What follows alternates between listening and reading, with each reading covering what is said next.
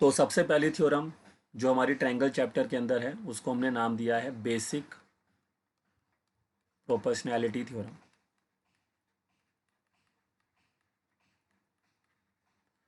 Basic proportionality theorem को short form में हम बीपीटी कहते हैं और इसको हम थेल्स थ्योरम भी कहते हैं।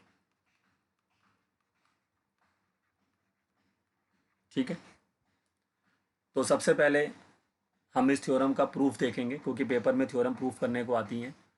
तो पहले तो हम इस थ्योरम का प्रूफ देखेंगे और उसके बाद फिर हम बात करेंगे एक्सरसाइज की। ठीक है,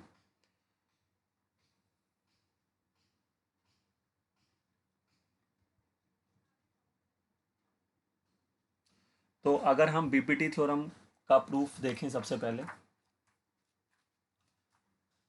तो वो थ्योरम देखिए पहले क्या कहती है, उस चीज़ को थोड़ा समझ लेते हैं। तो अगर आप बीपीटी थ्योरम का प्रूफ, मैं आपको क्या चीज़ प्रूफ करनी है मैं आपको लिखता हूँ। देखिए सभी बच्चे, आपको यहाँ पे ये प्रूफ करना है, proof that if a line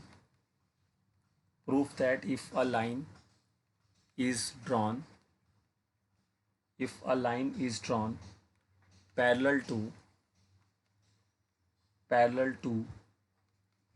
one side of a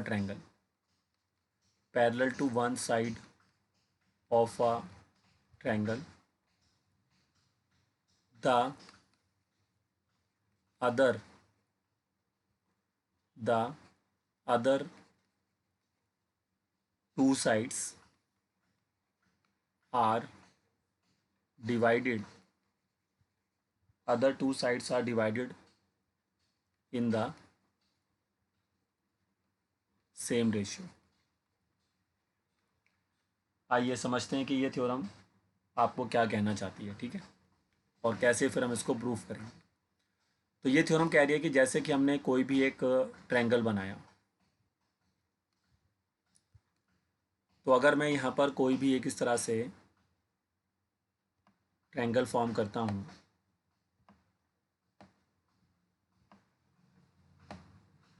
तो उन्होंने कहा कि अगर हम इस तरह से कोई ट्रायंगल फॉर्म करते हैं और किसी भी साइड के, ठीक है, किसी भी साइड के, आपके पास ट्रायंगल में 3 साइड्स होती हैं, तो मैं इस ट्रायंगल को अगर ए बी सी नाम दे दूं, तो आपके पास किसी भी साइड के आप कोई भी एक लाइन ड्रॉ करें जो उसके पैरेलल हो, तो आप ए सी के पैरेलल भी लाइन ड्रॉ कर सकते हैं, बी सी के पैरेलल भी कर सकते हैं और ए बी के पैरेलल भी कर सकते हैं, किसी के भी पैरेलल कर सकते हैं।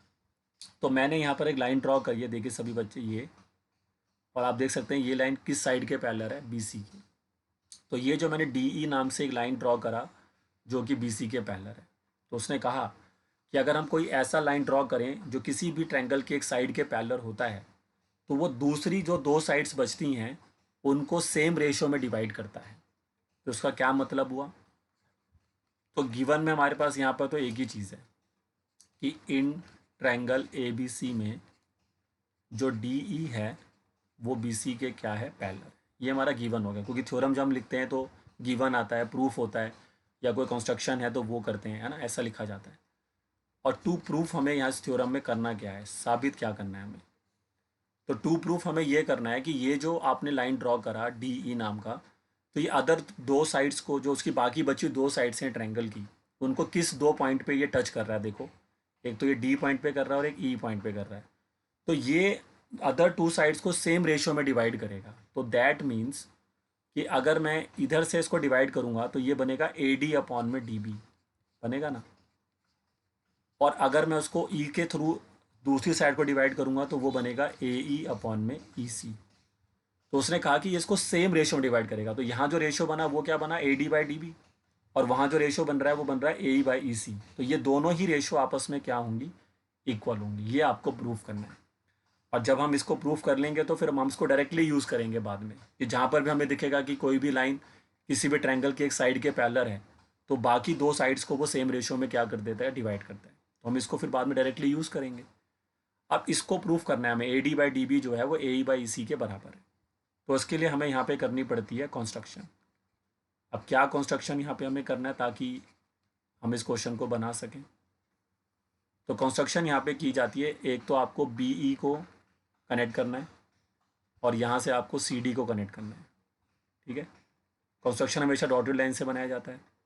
फिर आपको डी से ए सी पे एक परपेंडिकुलर बनाना है। ये देखो, ये जो मैंने परपेंडिकुलर बनाया इसका नाम रख देते हैं डी एन, और यहाँ से एक परपेंडिकुलर हम इसके ऊपर बनाएंगे ई से, जो कि ए बी के ऊपर होगा। इसको हम नाम दे देते हैं ई एम, या इसको एम कर देते हैं, इसको एन कर देते हैं। तो डी एम और ई एन तो परपेंडिकुलर्स हो गए जो हमने ए बी और ए सी पे बना दिए, और बी सी और सॉरी बी ई और सी डी को हमने ज्वाइन कर दिया। तो पहली चीज़ हम क्या लिखेंगे, draw D M is perpendicular on A C. और दूसरी चीज़ फिर हमने यहाँ पर और क्या ली है कि E N is perpendicular on A B. दो परपेंडिकुलर्स हो गए, और साथ ही साथ हमने ज्वाइन कर दिया किसको, B E and C D. ठीक है सर। तो अब ये हमारा गिवन हो गया, ये प्रूफ हो गया जो हमें करना है, और ये कंस्ट्रक्शन हो गई। अब इसका जो प्रूफ होता है वो एरिया से स्टार्ट करते हैं आप, ठीक है। इसका ध्यान रखना है कि इसका जो प्रूफ होता है वो हम एरिया के थ्रू करते हैं। तो कैसे इसका प्रूफ होता है, देखिए सभी बच्चे ध्यान से, अभी कोई कॉपी ना करे, पहले प्रूफ को समझिए कि मैं कैसे, कुछ पेपर में आएगा कि प्रूफ द बीपीटी, और ऐसे लिखा नहीं आएगा कि प्रूफ द बीपीटी, वो ऐसे लिखेगा जैसे मैंने स्टेटमेंट लिखा है ना, पूरा ऐसे स्टेटमेंट लिखा हुआ आएगा। तो आपको पहचान कर लेना है कि हाँ भाई वो बीपीटी की बात कर रहा है। तो आइए इसका प्रूफ यहाँ से स्टार्ट करते हैं। तो प्रूफ में जैसा कि मैंने कहा कि यहाँ पर हमें एरिया के कॉन्सेप्ट से इसका प्रूफ लाना होता है। तो यहाँ पर हम पहले क्या करेंगे, दो एरिया की बात करेंगे। कौन कौन से ट्रायंगल के एरिया लेंगे, देखो सभी बच्चे ध्यान से देखिए। पहला ट्रायंगल हम ऊपर लेंगे ए डी ई, आपको दिख रहा होगा छोटा सा ट्रायंगल ऊपर दिख रहा होगा सभी बच्चों को, ए डी ई। और उसके नीचे हम एक और ट्रायंगल लेंगे जो आपको दिख रहा होगा बी डी ई, क्योंकि इन्हीं दो ट्रायंगल के अंदर हमारी वो साइड्स आ रही हैं जो हमें चाहिए। हमें क्या साइड चाहिए, A D by D B चाहिए ना। तो देखो ए डी ई ट्रायंगल में ए डी आ जाएगा और बी डी ई ट्रायंगल में बी डी आ जाएगा। तो इसी वजह से मैंने ये दो ट्रायंगल चूज़ करे हैं, ए डी ई और बी डी ई, क्योंकि इसमें हम मेरे को ए डी बी डी मिलेंगे। अब इन दोनों ट्रायंगल के एरिया का रेशो लेना होगा। तो ए डी ई ट्रायंगल का एरिया हम कैसे निकालेंगे, क्योंकि ए डी ई ट्रायंगल के अंदर दो परपेंडिकुलर नज़र आ रहे हैं आपको, एक तो डी एम और एक ई एन। लेकिन क्योंकि अभी हमने ए डी पे काम कर रहे हैं ना, ऐसे पहचान करना है देखो, क्योंकि अभी हम ए डी वाली तरफ हैं तो हम परपेंडिकुलर ई एन लेंगे, क्योंकि जो ई एन है वो ए डी पे परपेंडिकुलर है ना भाई। ई एन अगर ए बी पे परपेंडिकुलर है तो ऑब्वियस ही बात है वो ए डी पे भी परपेंडिकुलर ही होगा। तो ऐसे ध्यान रखना है, क्योंकि ए डी ई हम दो बार चूज़ करेंगे, एक बार डी एम परपेंडिकुलर लेके चूज़ करेंगे और एक बार ई एन परपेंडिकुलर लेके चूज़ करेंगे। तो इसका एरिया क्या होगा, ध्यान से देखो सभी बच्चे, हाफ इंटू बेस। तो बेस हुआ ए डी और परपेंडिकुलर कौन होगा, ई एन। यही होता है half into base into height. अब सेम लॉजिक हम नीचे वाले ट्रायंगल के लिए भी लगाएंगे। अब नीचे वाले ट्रायंगल के लिए बेस कौन लेंगे, बी डी ई के लिए बेस होगा बी डी, लेकिन इसका परपेंडिकुलर ई एन ही होगा। अब बच्चा सोचता है सर ई एन कैसे परपेंडिकुलर हो गया इसके ऊपर, क्योंकि मैंने जो ई एन माना था वो परपेंडिकुलर पूरे ए बी पे माना था, ध्यान से देखो, और ए बी के ऊपर ए डी भी आता है और बी डी भी आता है। तो इसी वजह से जो ई एन होगा वो बी डी ई ट्रायंगल पर भी परपेंडिकुलर ही माना जाएगा। इसको एक्सटर्नल परपेंडिकुलर कहा जाता है, जो ट्रायंगल के तुम्हें बाहर दिख रहा है। जैसे बच्चा ए डी ई को देखता है तो सही से समझ में आ रहा है कि हाँ भाई ई एन जो है वो ए डी पे परपेंडिकुलर है। लेकिन जब बच्चा बी डी ई ट्रायंगल को देखता है, ये जो मैंने बी डी ई ट्रायंगल बना रखा है यहाँ पे, अगर मैं इसको हाईलाइट करूँ यहाँ पे, ये जो ट्रायंगल मैंने यहाँ बना रखा है ये वाला, अगर बच्चा इस वाले ट्रायंगल को देखता है, ये वाला ट्रायंगल को देखता है, तो फिर वो कहता है कि सर इसमें ये ई एन कैसे परपेंडिकुलर हो गया, ये तो इसके अंदर आ ही नहीं रहा। लेकिन एक्चुअली में जो ई एन है वो पूरी ए बी साइड पे परपेंडिकुलर है ना, तो इसलिए वो ए डी पे भी परपेंडिकुलर है तो वो बी डी पे भी परपेंडिकुलर है। इसी वजह से हम ई एन को परपेंडिकुलर मान के चलते हैं यहाँ पर। तो अब होगा क्या, यहाँ पर हाफ से हाफ कैंसिल हो जाएगा ऊपर आप देखिए, और ई एन से ई एन कैंसिल हो जाएगा। तो उसके बाद अब हमें क्या मिलेगा बताओ, अब हमें मिलेगा कि ट्रायंगल ए डी ई का जो एरिया है, और जो ट्रायंगल ए डी ई के साथ कौन आएगा, बी डी ई का जो एरिया है वो किसके बराबर है, ए डी अपॉन में बी डी के बराबर है, फर्स्ट इक्वेशन। तो ऐसे हमने A D by D B तक हम पहुंच गए। अब अगला टारगेट हमारा क्या होगा, देखो सभी बच्चे, अगला टारगेट हमारा ये होगा कि अब हम किसके पास पहुंचे, एक मिनट,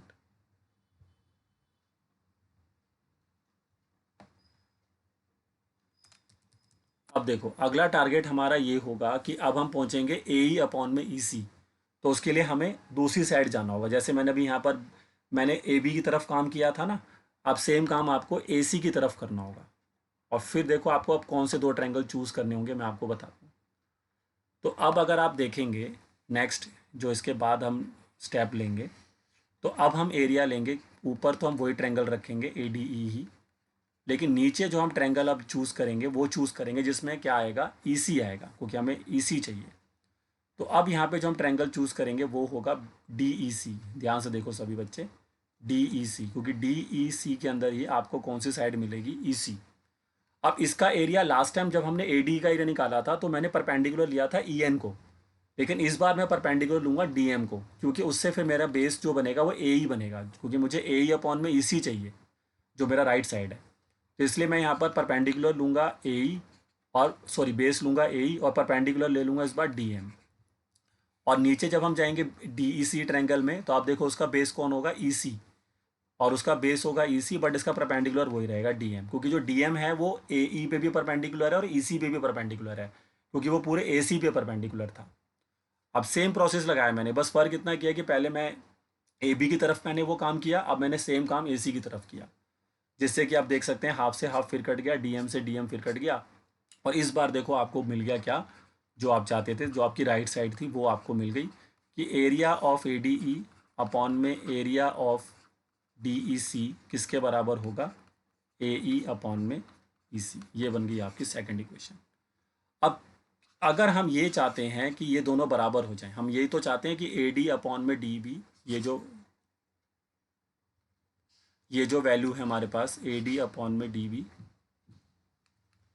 ये जो वैल्यू है हमारे पास,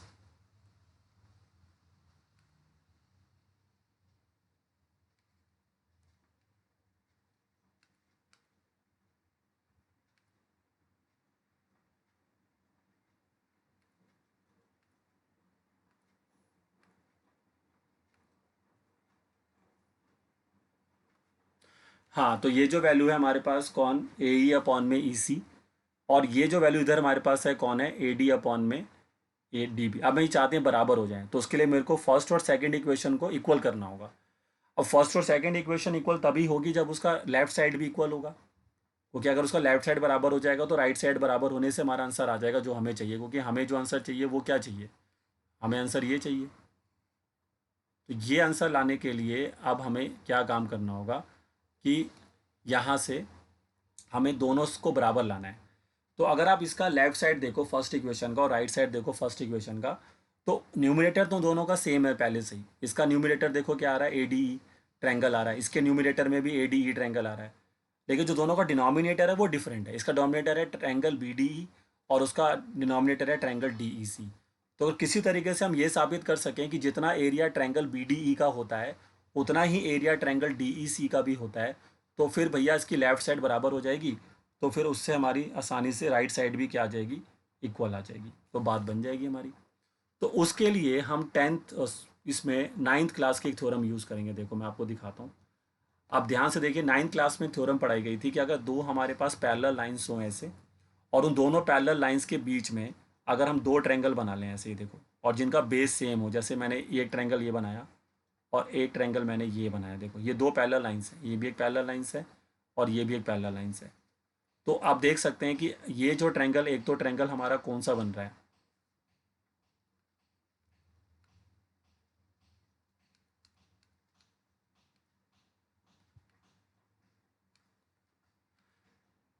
हाँ एक जो ट्रायंगल हमारा बन रहा है वो ये बन रहा है देखो,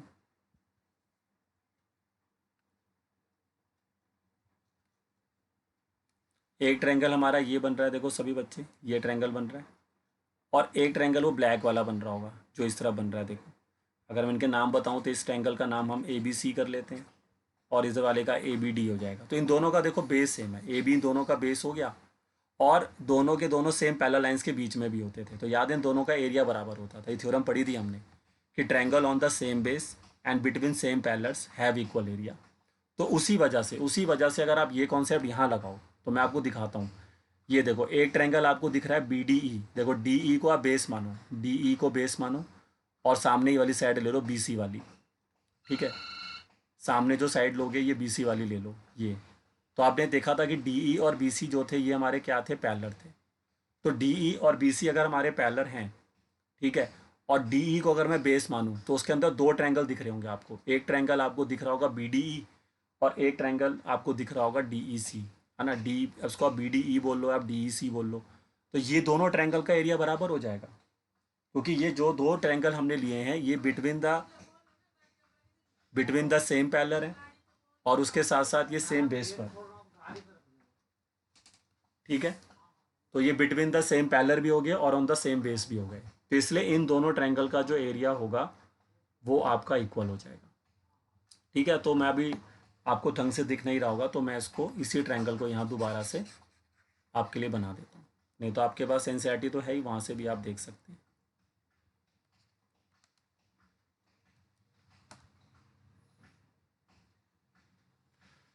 ठीक है। तो अब हम यहाँ पर जो नेक्स्ट कॉन्सेप्ट लिख रहे हैं वो हम ये लिखने जा रहे हैं कि ये जो दो ट्रायंगल हैं हमारे, हम लिखेंगे यहाँ पे नाउ कि triangle on same base, triangle on same base, जो कि यहाँ पर कौन है, डी ई। डी ई उन दोनों ट्रायंगल का सेम बेस है। And between same parallels, and between same parallels, parallel lines कौन सी हैं, डी ई पैरेलल है बी सी की। तो हमने पढ़ा था हैव इक्वल एरिया, इनका जो एरिया होता है वो इक्वल होता है। तो इसी वजह से दो ट्रायंगल जो मैंने नाम दिए थे कौन कौन से थे, एक ट्रायंगल मैंने नाम लिया था आपके लिए बी डी ई, और दूसरा ट्रायंगल जो मैंने यहाँ पे नाम लिया था कौन सा, डी ई सी। तो इन दोनों ट्रायंगल का एरिया बराबर होगा। मैं आपको एक बार दोबारा दिखा देता हूँ, डायग्राम में आप जाके देख सकते हैं। ये देखिए, ये रहा। तो ये कॉन्सेप्ट है सर, अगर आप इस कॉन्सेप्ट को समझ पा रहे हैं तो आपको क्लियर हो रहा होगा कि ये जो हमारा एक ट्रायंगल बन रहा है ये वाला, और इधर से एक ट्रायंगल इधर बन रहा होगा। उसको अगर मैं ग्रीन में दिखा दूँ आपको, ये वाला, ये देखिए, ये ग्रीन वाला ट्रायंगल देखो सभी बच्चे, और इधर से आप ये रेड वाला ट्रायंगल देखो सभी बच्चे। तो आपको समझ में आ रहा होगा कि ये दो ट्रायंगल ऐसे ट्रायंगल हैं जो कि सेम बेस पर भी बने हुए हैं, और साथ साथ ये बने हुए हैं आपके सेम पैरेलल लाइंस के बीच में। ग्रीन वाला ट्रायंगल देखो और रेड वाला ट्रायंगल देखो। तो उसी वजह से अब क्या हुआ, इसी वजह से अब क्या हुआ कि ये जो हमारा बी डी ई है, ये जो हमारा बी डी ई है, ये नीचे वाला, और इधर से जो हमारा यहाँ पर जो बी डी ई है, सॉरी यहाँ पर भी है ये, और इधर से जो हमारा डी ई सी है, तो ये अब दोनों बराबर हो गए यहाँ से। तो जब ये दोनों यहाँ से बराबर हो गए तो उसकी वजह से अब जो हम चीज़ चाहते थे वो हमें मिल गई, उसकी वजह से जो चीज़ हम चाहते थे वो हमें मिल गई। तो अब हम इन तीनों इक्वेशंस को बराबर कर देंगे, पहली इक्वेशन, दूसरी और तीसरी। क्योंकि पहली इक्वेशन में क्या था, ए डी ई अपॉन में बी डी ई का area A D by D B के बराबर है। सेकेंड इक्वेशन कह रही है कि ए डी ई और डी ई सी का एरिया ए ई अपॉन में ई सी के बराबर है। और जो मैंने थर्ड इक्वेशन बनाई वो कहती है कि बी डी ई का एरिया डी ई सी के बराबर है। तो ऑटोमेटिकली अगर हम देखें तो इन तीनों इक्वेशन से ये साबित हो गया कि फ्रॉम, हम ऐसे लिखेंगे बस खाली कि from first, second and third. तो उसका लेफ्ट साइड बराबर हो गया ना, क्योंकि दोनों दोनों में देखो, फर्स्ट और सेकंड में चेक करो सभी बच्चे, फर्स्ट और सेकंड में जो लेफ्ट साइड है उसमें ऊपर भी ए डी है, वहाँ भी ए डी है, लेकिन दोनों का बेस अलग अलग था। उसमें डिनोमिनेटर में बी डी ई था, वहाँ डिनोमिनेटर में डी ई सी था, जो डिफरेंट था। लेकिन मैंने थर्ड इक्वेशन में प्रूफ कर दिया है कि बी डी ई का एरिया और डी ई सी का एरिया भी बराबर है। तो ऑटोमेटिकली मेरी लेफ्ट साइड बराबर होगी फर्स्ट और सेकंड इक्वेशन की। तो फर्स्ट इक्वेशन और सेकंड इक्वेशन की लेफ्ट साइड बराबर होगी तो राइट साइड भी बराबर हो जाएगी, और जैसी राइट साइड बराबर होगी तो जो चीज़ हमें चाहिए थी वो मिल गई कि ए डी अपॉन में डी बी की जो वैल्यू होगी वो किसके इक्वल हो गई, ए ई अपॉन में ई सी। Hence proof. तो इस तरह से आप ये थ्योरम को प्रूफ कर पाएंगे। आपको पहले ट्रायंगल बनाना है और उसके हिसाब से फिर कंस्ट्रक्शन और ये सब करना है, और एरिया का यूज़ करने के बाद आपको इसको प्रूफ करना है। तो एक बार आपको ए बी को बेस मानते हुए ए डी डी बी के ऊपर काम करना है, फिर एक बार ए सी की तरफ जाना है, और फिर ए ई अपॉन में ई सी के ऊपर काम करना है, और लास्ट में फिर 9th क्लास के एक थ्योरम जो है वो यूज़ करके आप बी पी टी थ्योरम को प्रूफ कर सकते हैं। अब हमारा प्रूफ हो चुका है। अगर किसी बच्चे को अभी भी कोई प्रॉब्लम है प्रूफ में तो वो पूछ सकता है, बाकी अब हम क्वेश्चन बना सकते हैं इसके ऊपर। चलिए बताइए सभी बच्चे, प्रूफ क्लियर हुआ सभी को इसका? किसी भी बच्चे को अगर लग रहा है तो वो बता सकता है। लेकिन मैंने पूरी कोशिश करी है कि आपको ये प्रूफ समझ में आ जाए।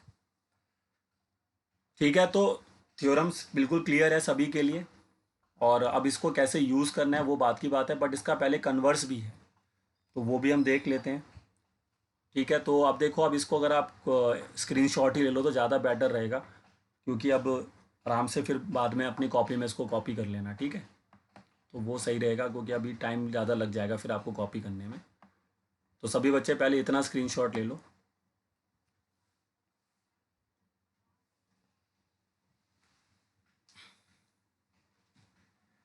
सभी बच्चे इतना स्क्रीनशॉट लीजिए पहले। तो आई होप सब ने यहाँ तक स्क्रीनशॉट ले लिया होगा, तो उसके बाद फिर वो इसका स्क्रीनशॉट ले लीजिए।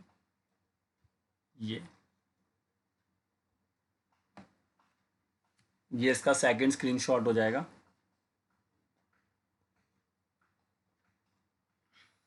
सेकंड स्क्रीनशॉट आई होप सबने ले लिया होगा,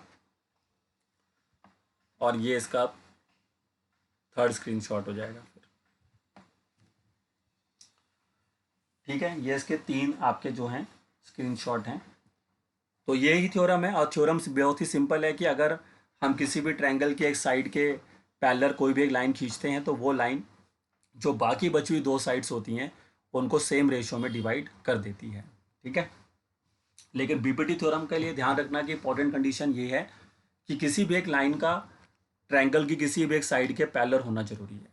ठीक है, अगर आप ये चीज़ देख पा रहे हैं तभी बीपीटी लगेगा, अगर लाइन पैरेलल नहीं है तो फिर बीपीटी नहीं लग सकता है। अब उसके बाद होता है बीपीटी का कन्वर्स, मतलब इस थ्योरम का कन्वर्स। इसको आप लिख लेना। ठीक है, अगर हम देखें कन्वर्स ऑफ बीपीटी थ्योरम, अब कन्वर्स ऑफ बीपीटी का मतलब हुआ कि जो वहां पर हमने प्रूफ किया था वो गिवन में आ जाएगा, और जो गिवन में था वो प्रूफ में चला जाएगा। मतलब इस बार जो हमारा गिवन होगा वो ये होगा कि ए डी अपॉन में डी बी की वैल्यू अगर ए ई अपॉन में ई सी के बराबर है, तो हमें इस बार ये प्रूफ करना होगा कि डी ई पैरेलल होगा किसके, बी सी के। ठीक है, तो फिर से हम जैसे कि ट्रायंगल बना लेते हैं अपना यहाँ पे इस तरह से। और कन्वर्स का मतलब समझिए क्या होता है। कन्वर्स मतलब होता है जो पहले गिवन था वो प्रूफ में आ गया, और जो प्रूफ में था वो गिवन में आ गया। तो आपको कैसे क्वेश्चन में समझ में आएगा बच्चों को कि भाई मेरे को कौन सी थ्योरम कब लगानी है। तो अगर आपको क्वेश्चन में लाइंस ऑलरेडी पैरेलल हैं, मतलब पहले से क्वेश्चन लिखा हुआ है कि भाई ये लाइन इसके साइड के पैरेलल है ट्रायंगल के, तो बीपीटी लगेगी। लेकिन आपको उस क्वेश्चन में लगता है कि मुझे लाइंस को पैरेलल करना है, जैसे यहाँ पे मैंने एक लाइन ड्रॉ करी, मान लो डी ई, और आपके क्वेश्चन में पेपर में क्वेश्चन आ गया कि प्रूव दैट कि D E is parallel to B C, तो फिर उस केस में आपको लगानी पड़ेगी कन्वर्स, क्योंकि कन्वर्स की मदद से आप लाइन को पैरेलल कर सकते हैं। तो कन्वर्स की मदद से आप लाइंस को पैरेलल करेंगे, और अगर पहले से लाइन पैरेलल है तो बीपीटी लगेगी। ठीक है, समझ लीजिए ऐसे बस। अब हमें यहाँ पर यह साबित करना है कि डीई जो है वो बीसी के पैरेलल है। तो ये कैसे प्रूफ हो सकता है, आप देखिए। तो इसके लिए भी हमें पहले एक कंस्ट्रक्शन करना पड़ेगा। तो इसके लिए हमें क्या कंस्ट्रक्शन करना होगा, यहाँ पर हम एक लाइन ड्रॉ करेंगे। देखिए, ये मैं लाइन ड्रॉ कर रहा हूँ लाल रंग में, रेड कलर की। और ये जो रेड कलर की लाइन है, ये हम मान के चलेंगे कि ये बी सी के पैरेलल है। ये देखिए, ये लाइन दिख रही है सभी को, डी एफ। तो हमने यहाँ पे मान लिया है, वैसे लग नहीं रहा कि D F is parallel to B C का डायग्राम को देखें, बट वी एज्यूम हियर। इसको करने का यही तरीका है। तो हमने यहाँ पर क्या ड्रॉ कर दिया कंस्ट्रक्शन में, draw D F is parallel to B C. अब डी एफ बी सी के पैरेलल हमने मान लिया है, और डी ई को बी सी के पैरेलल हमें लाना है। अगर ये चीज़ हम पहले से जानते हैं कि ए डी अपॉन में डी बी की जो वैल्यू है वो ए ई अपॉन में ई सी के बराबर है। तो देखिए कैसे इसका प्रूफ जो है अब हम करेंगे। तो हम लिखेंगे कि इफ़ आप ये कह रहे हैं कि डी एफ जो है वो बी सी के पैरेलल है, तो यहाँ तो फिर हम बीपीटी लगा सकते हैं, है ना भाई। बीपीटी तो वहाँ लगाई जा सकती है ना जहाँ पे लाइन पैरेलल होती हैं। तो हम एक डी को पकड़ेंगे और एक हम एफ को पकड़ लेंगे। तो डी और एफ को पकड़कर हम बीपीटी लगा देंगे। तो डी और एफ को अगर हम पकड़ के बीपीटी लगाते हैं तो कैसे लगाते हैं, जैसे मैंने डी पॉइंट को पकड़ा तो ये ए बी को कैसे डिवाइड करेगा, तो आप लिखोगे ए डी अपॉन में डी बी, ऐसे लिखोगे। और अगर एफ पॉइंट को पकड़ेंगे तो वो ए सी को कैसे डिवाइड करेगा बताओ, तो वो डिवाइड करेगा ए एफ अपॉन में एफ सी, ऐसे ही करेगा ना डिवाइड, जैसे मैंने लास्ट टाइम किया था वैसे ही हो रहा है ये भी। ये हमने इसलिए लिख दिया क्योंकि हमने मान लिया था कि डी एफ बी सी के पैरेलल है, तो अगर डी एफ जो है वो बी सी के पैरेलल है तो फिर हम यहाँ पे बी पी टी लगा सकते हैं। तो आपको रीज़न देना पड़ेगा कि आपने ये क्यों लिखा है, तो आप कह दो कि भाई बी पी टी की वजह से लिखा है। फिर कहोगे बट क्वेश्चन तो ये कह रहा था कि ए डी अपॉन में डी बी की जो वैल्यू है वो तो ए ई अपॉन में ई सी के बराबर है ना भाई। गिवन देखो ना मैंने क्या लिखा था, गिवन मैंने ये लिखा था कि ए डी अपॉन में डी बी की वैल्यू ए ई अपॉन में ई सी के बराबर है। तो पहले तो आप ये कह रहे थे कि ए डी अपॉन में डी बी जो है वो A F upon F C के बराबर है, और अब आप कह रहे हैं कि A D upon D B जो है वो ए ई अपॉन में ई सी के बराबर है। तो फ्रॉम फर्स्ट एंड सेकंड से हमें क्या साबित हुआ, अगर मैं इसको कंपेयर करूं फर्स्ट और सेकंड को, तो मेरे को इससे क्या मिला, मुझे इससे यही तो मिला कि A F upon F C किसके बराबर हो गया, ए ई अपॉन में ई सी के बराबर हो गया।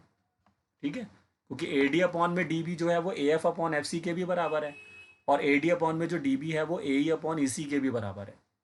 तो ऑटोमेटिकली हमें यहाँ से ये मिल गया कि ए एफ अपॉन में जो एफ सी की वैल्यू है वो ए ई अपॉन में ई सी के बराबर है, हमें ये मिल गया। अब हमारा जो काम था वो क्या था, हमारा काम यहाँ पर ये था कि हमें डी ई को बी सी के पैरेलल लाना है ना, ये हमारा मेन मकसद है यहाँ पर। उसके लिए हमें करना क्या होगा कि ये जो आप पॉइंट ई देख रहे हैं और ये जो पॉइंट आप एफ देख रहे हैं, आपको साबित करना होगा कि दोनों पॉइंट सेम पॉइंट हैं, मतलब दोनों डिफरेंट पॉइंट नहीं है। मतलब मुझे ये साबित करना होगा कि ई ही एफ है, या फिर कह सकते हैं कि एफ ही ई है। तो अगर आप ये सोचो ये एफ में ना होकर ई पर पहुंच जाएगा तो फिर automatically D E B C के पैरेलल बन जाएगा। तो हमें बस ये साबित करना है कि E and F are not a two different points, ये जो ई और एफ हैं ये दोनों सेम ही पॉइंट है, ये हमें साबित कर देना है बस। तो वो कैसे साबित होगा, अब आप देखिए कि कैसे ये साबित मैं करूँगा कि डी एफ और जो सॉरी एफ और ई जो दो डिफरेंट पॉइंट दिख रहे हैं अभी बच्चे आपको, ये दोनों सेम ही पॉइंट हैं। ये काम मैं आपके लिए कैसे करके ला सकता हूँ वो आप देखिए। तो यहाँ पर अब आप क्या करें, इनको पहले रेसिप्रोकल कर दें। ठीक है, इनको रेसिप्रोकल कर दो, जो अभी आपने साबित किया है ना इसको रेसिप्रोकल बोथ साइड कर दो। तो फिर आपको ऊपर क्या मिलेगा, एफ सी, और नीचे बताओ क्या मिलेगा, ए एफ। इसी तरह से यहाँ पर ऊपर क्या मिलेगा, ई सी, और नीचे क्या मिलेगा, ए ई। ठीक है, रेसिप्रोकल बोथ साइड कर दिया। अब दोनों तरफ ऐड कर दो 1। ठीक है, अब दोनों तरफ यहाँ पर क्या लिखो, ऐड 1 बोथ साइड। तो अब क्या हो जाएगा, देखो एफ सी अपॉन में ए एफ, और उसमें भी +1 कर दो, और ई सी अपॉन में ए ई लिख कर उसमें भी +1 कर दो। अब उसके बाद इसका क्या लो, इसका एलसीएम लो। तो अगर आप इसका एलसीएम लेते हो तो आपको क्या मिलेगा, F C plus A F upon में ए एफ, और यहाँ पर आपको मिलेगा ई सी प्लस ए ई अपॉन में ए ई, यही मिलेगा। अब ऊपर डायग्राम में आओ एक बारी, या मैं वही डायग्राम आपके सामने यहाँ दोबारा बना देता हूँ, है ना, ताकि आपको सामने समझ में भी आएगा। तो क्या डायग्राम था, देखो ये था ए, ये बी और ये सी। यहाँ पे एक लाइन ड्रॉ करी थी मैंने डी ई, और उसके बाद फिर मैंने एक लाइन यहाँ से ऐसे ड्रॉ कर दी थी, एफ ले लिया था उसको। ठीक है, अब मेरा मकसद ये है कि ई और एफ को मुझे सेम पॉइंट बनाना है। तो अब इस डायग्राम को यहाँ पे मैच करो सभी बच्चे। तो F C plus A F करो, क्या मिलता है, देखो सभी बच्चे करो F C plus A F.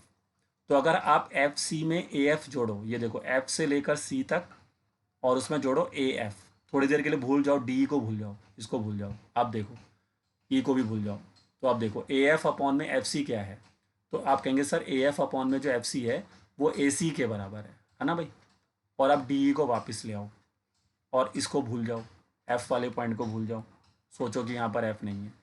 तो अब मैं आपसे पूछूं कि ई सी अपॉन में ए ई किसके बराबर है, तो ध्यान से देखो ई सी अपॉन में ए ई, तो ई सी प्लस ए ई, सॉरी ई सी प्लस ए ई भी तो किसके बराबर है, ए सी के बराबर है। तो क्या समझे कि जो न्यूमरेटर में जो वैल्यू मुझे मिल रही है, इनको अगर मैं ऐड कर रहा हूँ तो मुझे दोनों तरफ से सेम ही आंसर मिल रहा है। तो अब ये इक्वेशन देखो कैसे दिखाई देगी। अब ये equation E F C upon F C plus A F भी क्या बन जाएगा, ए सी, और डिवाइड में ए एफ, और ई सी प्लस ए ई भी क्या बन जाएगा, ए सी, और डिवाइड में ए ई आएगा। अब आमने सामने ए सी से ए सी कट जाएगा, ये देखो। तो यहाँ पर क्या बचा, 1 अपॉन में ए एफ, और यहाँ बचा 1 अपॉन में ए ई। और अगर इसको अगर आप रेसिप्रोकल कर दो दोनों तरफ, तो अगर आप इसको दोनों तरफ रेसिप्रोकल कर दोगे तो ए एफ किसके बराबर आ जाएगा, ए ई के। अब ध्यान से देखो डायग्राम के अंदर, सोचो कि अगर ए से लेकर एफ तक का डिस्टेंस और ए से लेकर ई तक का डिस्टेंस अगर सेम है, मतलब यहाँ से लेकर यहाँ तक का डिस्टेंस और यहाँ से लेकर यहाँ तक का डिस्टेंस सेम है, तो ऐसा तो तभी संभव हो सकता है ना जब एफ और ई दोनों सेम पॉइंट हो। ऐसे तभी कैसे हो सकता है कि भैया ए एफ का जितना डिस्टेंस है उतना डिस्टेंस ए ई का भी हो जाए, जो मैंने यहाँ पे साबित कर दिया है। तो यहाँ से अब मैं आराम से लिख सकता हूँ कि भैया मैंने प्रूफ कर दिया कि ए एफ ए ई के बराबर है। तो बट ऐसा तो तभी संभव हो सकता है when these are same points. तो but this is only possible, but this is only possible when E and F are same points. तो ऐसा तभी हो सकता है जब दोनों सेम पॉइंट होंगे, दोनों डिफरेंट पॉइंट्स होंगे तो अब नहीं हो सकता। और आप सोचो कि एफ और ई सेम पॉइंट है, तो ई की जगह पर एफ आ गया या एफ की जगह पर ई आ गया, तो मैंने क्या माना था, D F is parallel to B C माना था ना शुरू में, ये देखो। तो डी एफ अगर मैंने बी सी के पैरेलल माना था और एफ ही ई पॉइंट बन गया, सोचो कि एफ के आपने प्रूफ कर दिया ना कि एफ ही ई पॉइंट है, तो फिर आप इस एफ की जगह पर ई लिख सकते हो। और जैसे ही आप इस एफ की जगह पर ई लिखोगे तो ऑटोमेटिकली क्या साबित हो जाएगा कि D E becomes parallel to B C. तो सो यहाँ से साबित हो गया कि डी ई किसके पैरेलल है, बी सी के, हैंस प्रूफ्ड। तो इसका प्रूफ थोड़ा सा अलग है, मतलब कन्वर्स का जो मैंने किया है, और कन्वर्स इतना पेपर में आता भी नहीं है, बीपीटी ही ज़्यादातर आता है। लेकिन आपको ये पहचान करना जरूरी होगा कि कब मेरे को बीपीटी लगाना है और कब मेरे को उसका कन्वर्स लगाना है। तो बीपीटी कब लगाना है, जब पहले से क्वेश्चन लिखा होगा कि ये लाइन ट्रायंगल की इस साइड के पैरेलल है। और आपको कन्वर्स कब लगाना है, जब आपको दो लाइंस को पैरेलल प्रूफ करना हो। जैसे मुझे यहाँ प्रूफ करना था कि D E parallel B C है, तो मैंने कन्वर्स को यूज़ कर पाऊंगा फिर मैं वहाँ पर।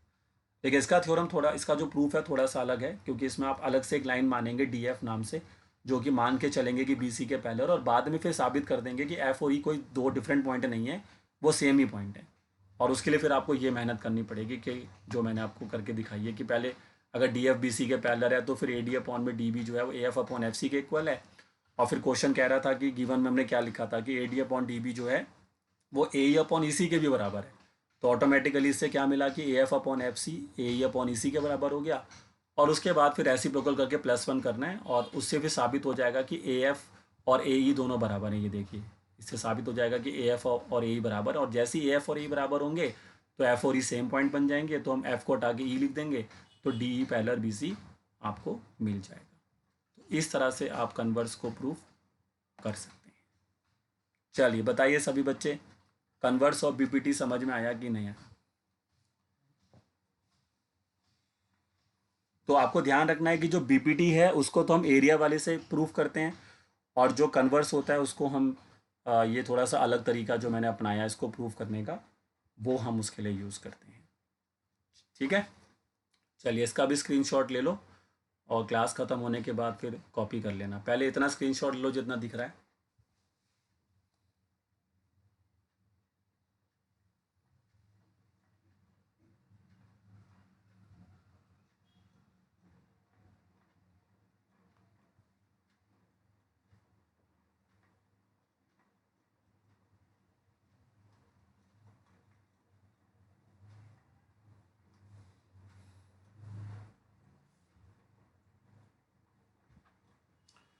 चलिए तो अब नेक्स्ट स्क्रीनशॉट ले लीजिए इसका। नेक्स्ट आपके लिए ये रहेगा।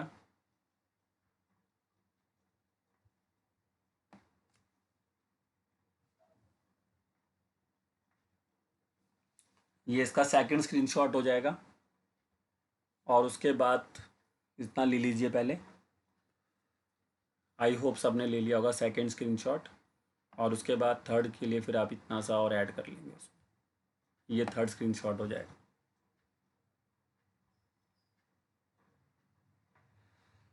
तो इस तरह से आप बीपीटी का कन्वर्स और उसके साथ साथ बीपीटी का थ्योरम ये देख सकते हैं। ठीक है, हाँ बिना रेसिप्रोकल करे भी +1 कर सकते हैं, फिर उस केस में आपका अलग आंसर आएगा, मतलब उससे भी साबित हो जाएगा वैसे अगर आप चाहें तो। अगर आप बिना +1 रेसिप्रोकल करे +1 करोगे तो फिर आपका जो सी एफ है और जो आपका ई सी है ये दोनों इक्वल आ जाएंगे फिर आपके। तो आप चाहें तो वैसे भी कर सकते हैं। ठीक है, चलिए तो अब एक चीज़ मैं आपको और समझा देता हूँ ये जो +1 वाली कहानी है ये बहुत इंपॉर्टेंट होती है हमारे लिए। जैसे मैं आपको बताता हूँ, ये देखो, अब जैसे मान लो कि आपके पास कोई ट्रायंगल है, ठीक है, ये आपके पास ट्रायंगल है और इस ट्रायंगल के अंदर ये हमारा ए बी सी ट्रायंगल हो गया और डी ई हमें क्वेश्चन में पहले से गिवन है कि बी सी के पैरेलल है। तो आपको पता लग गया कि अगर डी ई बी सी के पैरेलल है तो हम बीपीटी लगा सकते हैं। देखो बीपीटी लगाना आना चाहिए बच्चे को, ये नहीं कि आप बीपीटी लगाना नहीं आ रहा। बीपीटी लगाना कैसे होता है, जो लाइन पैरेलल है उसको पकड़ लो। तो जो लाइन पैरेलल है, कौन पैरेलल है, डी ई पैरेलल है बी सी के। तो जो लाइन पैरेलल है उसको पकड़ लिया और उसके दोनों पॉइंट कंसिडर कर लिए। फिर देखा जो दो पॉइंट कंसिडर किए, डी और ए की, तो डी वाला जो है वो ए बी पे लाई कर रहा है, तो ए बी को कैसे डिवाइड करेगा, ऐसे डिवाइड करेगा। देखो ए डी और उसके नीचे डी बी, मतलब डी से ऊपर ए डी आ रहा है और डी के नीचे डी बी आ रहा है, ऐसे लिख देंगे। और ऐसे ई के साथ भी करेंगे, तो ई से ऊपर वाली साइड क्या बन जाएगी, ए ई, और ई के नीचे वाली जो ए सी में साइड आ रही है वो बन जाएगी ई सी। तो बीपीटी लगाना आना चाहिए। जैसे मान लो कि अगर मैंने आपको ट्रायंगल ये दिया, देखो एक बारी सभी बच्चे, कई बच्चों को बीपीटी लगाना नहीं आता, ये पी क्यू आर हो गया सपोज करो, और इसमें मैंने कहा कि ये मेरी लाइन है एस टी नाम से, और फिर मैंने कहा कि एस टी जो है वो पैरेलल है किसके, पी आर के। तो अगर एस टी पैरेलल है पी आर के, तो फिर अब मुझे कोई बच्चा बता सकता है कि बीपीटी के अकॉर्डिंग क्या लिखोगे आप। चलो इसका आंसर दो सभी बच्चे, कि अगर एस टी लाइन पैरेलल है पी आर के तो बीपीटी के अकॉर्डिंग हम रेशो क्या लिखेंगे। इसका आंसर दीजिए सभी बच्चे। अगर S T parallel P R है, डायग्राम को देखो सभी बच्चे पहले, अगर S T parallel P R है तो फिर हम बीपीटी के अकॉर्डिंग क्या लिखेंगे। जैसे मैंने यहाँ पे लिखा है ना, A D by D B equal to A by E C होगा, तो वैसे ही अगर S T parallel P R है तो आप क्या लिखोगे, बताओ सभी बच्चे। फिर हम रेशो क्या बनाएंगे। हाँ, तो हम रेशो देखो क्या बनाएंगे। हाँ, सभी ने आंसर सही दिया है। जैसे हम इन दोनों पॉइंट्स को पकड़ लेंगे, अब एस को पकड़ लेंगे और टी को पकड़ लेंगे, और टॉप से स्टार्ट करना है। जो ट्रायंगल का टॉप पॉइंट होता है, जैसे यहाँ पे टॉप पॉइंट कौन है, ए है, तो यहाँ पे टॉप कौन है, क्यू है, तो क्यू से स्टार्ट करेंगे। तो फिर आप क्या लिखोगे, क्यू के साथ चलोगे, टी से ऊपर क्या मिलेगा, क्यू टी, और टी के नीचे क्या मिलेगा, टी पी। फिर ऐसे ही वहाँ पे चलेंगे तो एस से ऊपर क्या मिलेगा, क्यू एस, और उसके नीचे क्या मिलेगा, एस आर। तो ऐसे बीपीटी लगाना है, ठीक है, ये ध्यान रखना है। कई बच्चे बीपीटी को लगा ही नहीं पाते हैं, तो ध्यान रखना है कि अगर ये लाइन इसके पैरेलल है तो बीपीटी लगेगा कैसे। ठीक है, अब कभी कभार क्या होता है कि अभी देखो ये जो मैंने साइड्स यहाँ पे लिया, अभी इधर आ जाओ, A D by D B equal to मैंने क्या लिया, ए ई बाई ई सी। बट कभी कभार क्या होता है कि हमें इससे पूरी साइड बनानी होती है। अब जैसे मेरे को ए डी के नीचे डी बी नहीं चाहिए, मेरे को ए डी के नीचे ना पूरा साइड चाहिए, ये ए बी पूरा साइड जो दिख रहा है ना आपको, ये चाहिए। मतलब मुझे कैसा रेशो चाहिए, ये ए डी तो चाहिए, ग्रीन कलर दिख रहा होगा, और उसके नीचे मेरे को पूरा ए बी चाहिए होगा। मतलब मेरे को अभी देखो ए डी के नीचे क्या मिल रहा है, डी बी मिल रहा है, वो नहीं चाहिए। मैंने कहा कि इसको आप क्या इसमें कन्वर्ट कर सकते हैं, इसमें ए डी अपॉन में ए बी इक्वल टू में ए ई अपॉन में ए सी, ये लाना है मेरे को, ये दिमाग लगाना है कि भैया इससे ये कैसे आप ला सकते हैं। तो वो काम हम कैसे करेंगे, तो हमें दिमाग लगाना है कि भैया हमें ए डी तो चाहिए बट डी बी नहीं चाहिए।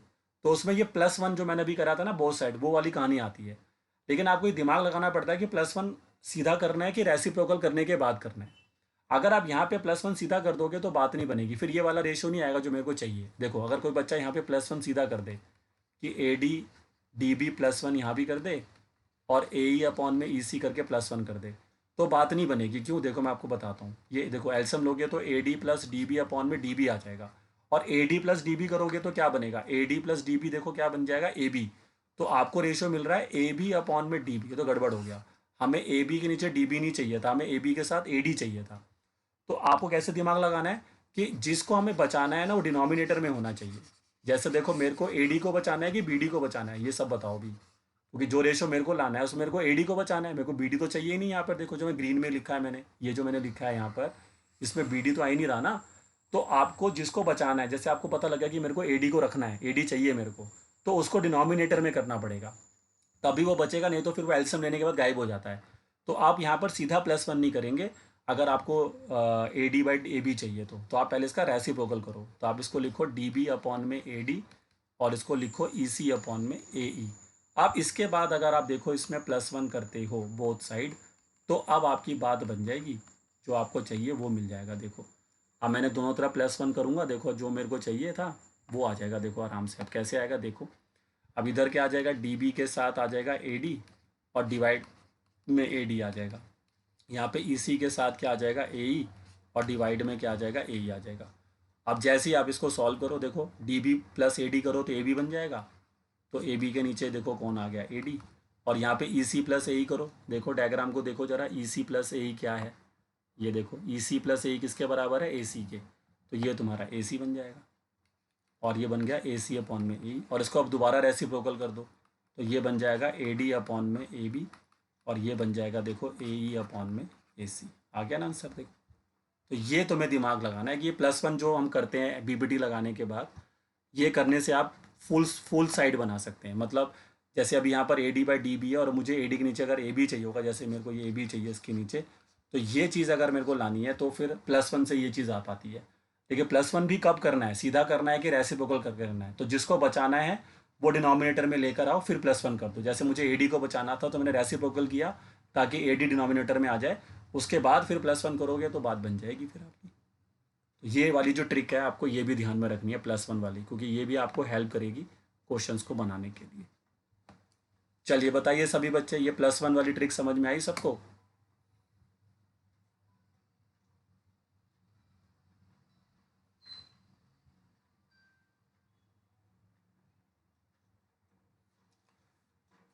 ठीक है, तो अब इसको भी, इसका भी स्क्रीनशॉट ले लो भाई सभी बच्चे,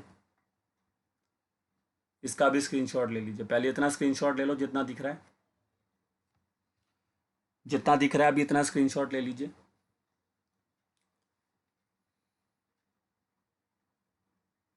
चलिए, आई होप सबने ले लिया होगा यहाँ तक। और उसके बाद ये थोड़ा सा और है, इसको ऐड कर लीजिए इसमें, बस इतना स्क्रीनशॉट और ले लीजिए। तो ये आपका 2 स्क्रीनशॉट में ये कंप्लीट हो गया। ठीक है, तो अब क्वेश्चंस बनाने हैं जो हम नेक्स्ट क्लास में ही कर पाएंगे।